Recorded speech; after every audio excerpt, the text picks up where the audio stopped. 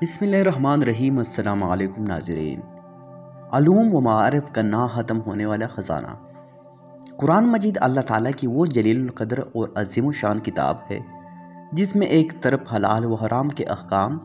عبرتوں اور نصیحتوں کے اقوال انبیاء کرام اور گزشتہ امتوں کی واقعات و احوال جنت و دوزخ کے حالات مذکور ہے، اور دوسری طرف اس کی باطن کی گہرائیوں میں علوم و معارف کی خزانوں کے بے شمار ایسے سمندر موجے مار رہے ہیں جو قیامت تک کبھی ختم نہیں ہو سکتے۔ چنانچہ رسول اکرم صلی اللہ علیہ وآلہ وسلم نے قرآن کی اس عظیم الشان جامعیت کا بیان فرماتے ہوئے ارشاد فرمایا کہ قرآن مضامین کا احاطہ کر کے کبھی علماء آسودہ نہیں ہوں گے، اور بار بار پڑھنے سے قرآن پرانا نہیں ہوگا، اور قرآن کے عجیب و غریب مضامین کبھی ختم نہیں ہوں گے۔ چنانچہ حضرت سیدنا علی خواص رحمۃ اللہ علیہ فرماتے ہیں کہ بے شک اللہ تعالیٰ نے مجھے سورہ فاتحہ کے معنی پر آگاہ فرمایا کہ ان میں سے 1,40,999 علوم مجھ پر منکشف ہوئے۔ اسی طرح امام شعرانی علیہ رحمۃ اللہ علیہ اپنی کتاب میزان میں تحریر فرماتے ہیں کہ میرے بھائی افضل الدین کے سورہ فاتحہ سے 2,47,999 علوم نکالے ہیں۔ ان روایتوں سے اچھی طرح واضح ہوتا ہے کہ قرآن مجید اگرچہ ظاہر میں 30 پاروں کا مجموعہ ہے، لیکن اس کا باطن کروڑوں بلکہ اربوں علوم و معارف کا ایسا خزانہ ہے جو کبھی ختم نہیں ہو سکتا۔ اسی عارف باللہ کا مشہور شاعر ہے کہ یعنی تمام علوم قرآن میں موجود ہے، لیکن لوگوں کی عقلیں ان کی سمجھنے سے قاصر و کوتاہ ہے۔ الحاصل قرآن مجید میں صرف علوم و معارف ہی بیان نہیں، بلکہ حقیقت یہ ہے کہ قرآن مجید میں پوری کائنات اور سارے عالم کی ہر چیز کا واضح اور روشن تفصیل بیان ہے۔ یعنی آسمان کے ایک تارے، سمندر کے ایک ایک قطرے، سبزہ ہائے زمین کے ایک ایک تنکے، ریگستان کے ایک ایک ذرے اور درختوں کے ایک ایک پتے، عرش و کرسی کے ایک ایک گوشے کا، عالم کائنات کے ایک ایک کونے، ماضی کا ہر واقعہ، حال کا ہر معاملہ، مستقبل کا ہر حادثہ قرآن مجید میں نہایت وضاحت کے ساتھ تفصیل بیان کیا گیا ہے۔ چنانچہ اللہ تعالیٰ کا ارشاد ہے کہ ہم نے اس کتاب میں ٹھانا رکھا، لیکن واضح رہے کہ قرآن کی یہ اعجازی شان ہمارے تمہارے اور عام لوگوں کے لیے نہیں ہے،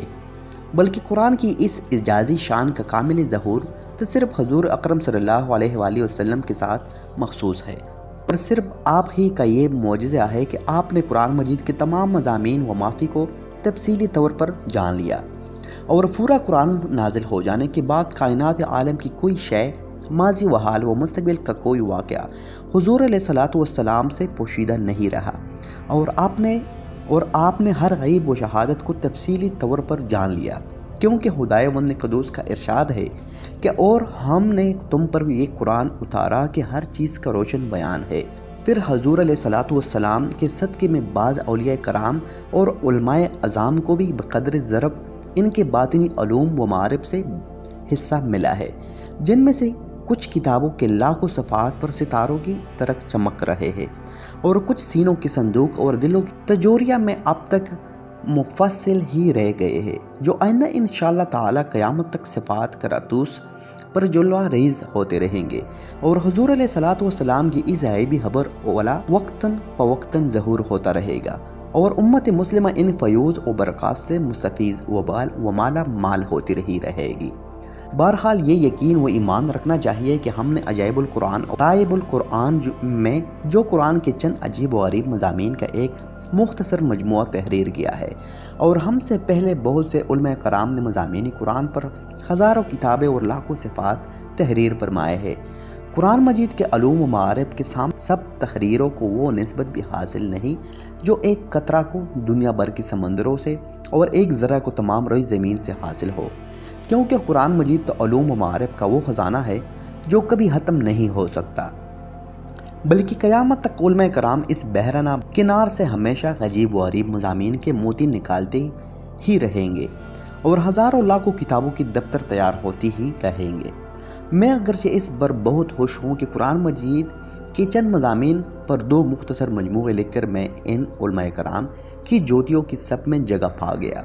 جنہوں نے اپنے نو کی قلم سے قرآن آیات کے ایسے درشوار اور گوہر ابدار صفات کرتاس پر بکیر دیے کہ جن کی چمک دمک سے مومنین کے ایمان و عرفان میں ایسی تابانی و تابندگی پیدا ہو گئی جو قیامت تک روشن رہے گی۔ مگر میں متاسف اور شرمندہ ہوں کہ میں اپنی علمی کوتاہی اور کم فہمی کی وجہ سے اور پھر اپنی علالت کے باعث کچھ زیادہ نہ لکھ سکا، اور نہ کوئی ایسی نادر بات لکھ سکا جو اہل علم کے لیے باعث کشش و قابل مسرت ہو۔ بہرحال دعا گو ہوں کہ خداوند کریم بتفیل نبی کریم علیہ الصلاۃ والسلام و تسلیم میری اس حقیر خدمت کو قبول فرما، اس کو مقبولیت دارین کی کرامتوں سے سرفراز فرمائے، آمین ثم آمین۔ ناظرین، آج کی اس کتاب کے بارے میں یہ شارٹ کٹ سٹوری تھی۔ ویڈیو پسند آنے کی صورت میں سے لائک کریں، شیئر کریں اپنے یاروں دوستوں کے ساتھ، اور انشاءاللہ ملتے ہیں بہت جلد کسی نئی کہانی کے ساتھ۔